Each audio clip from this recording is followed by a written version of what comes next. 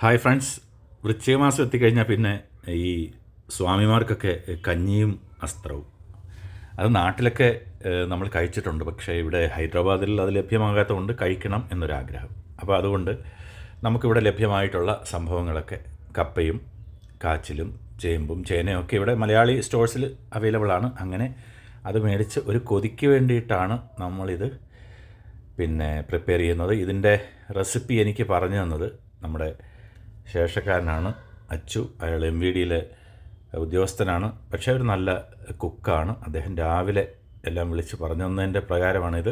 പിന്നെ നമ്മുടെ ശ്രീമതി ഇതിൽ കുറച്ച് എക്സ്പെർട്ടാണ്. അപ്പം അങ്ങനെ നമ്മുടെ അസ്ത്രം റെഡിയായിട്ടുണ്ട്. കഴിച്ചു കഴിഞ്ഞപ്പം ആ ഒരു പണ്ടത്തെ ഒരു കാലത്തേക്ക് പോയതുപോലൊരു നൊസ്റ്റാൾജിയ. നല്ല രസമാണ്. ഇതും കഞ്ഞിയും ഒപ്പം തന്നെ നല്ല കടുമാങ്ങയുടെ അച്ചാറും കൂടെയൊക്കെ കൂട്ടി രാവിലത്തെ ഇന്നത്തെ ബ്രേക്ക്ഫാസ്റ്റ് ഇതായിരുന്നു. ഇന്നത്തെ പ്രത്യേകത ഇന്ന് കണ്ണൻ്റെയും ചക്കരയുടെയും വിവാഹവാർഷികമായിരുന്നു. അപ്പോൾ രാവിലെ സാമിക്കഞ്ഞിയിൽ നിന്ന് തുടങ്ങി. പിന്നെ പ്ലാവല, ഇവിടെ അടുത്ത് തന്നെ ഒരു പ്ലാവുണ്ട്, അവിടെ നിന്ന് പഴുത്ത് വീണ പ്ലാവലയൊക്കെ കുത്തി അതൊക്കെ വെച്ചിട്ടാണ് നമ്മൾ ഈ കഞ്ഞിയൊക്കെ കഴിച്ചത്. അപ്പോൾ ഇന്ന് രാവിലെ തന്നെ ഭക്തിനിർഭരമായിട്ട് അത് കഴിച്ചു. ഒപ്പം തന്നെ അത് കഴിക്കുന്നതിന് മുമ്പ് എല്ലാം ഒരു പ്രതീകാത്മകമായിട്ട് എടുത്ത് ഭഗവാന്റെ മുന്നിൽ സമർപ്പിക്കുകയും ചെയ്തു.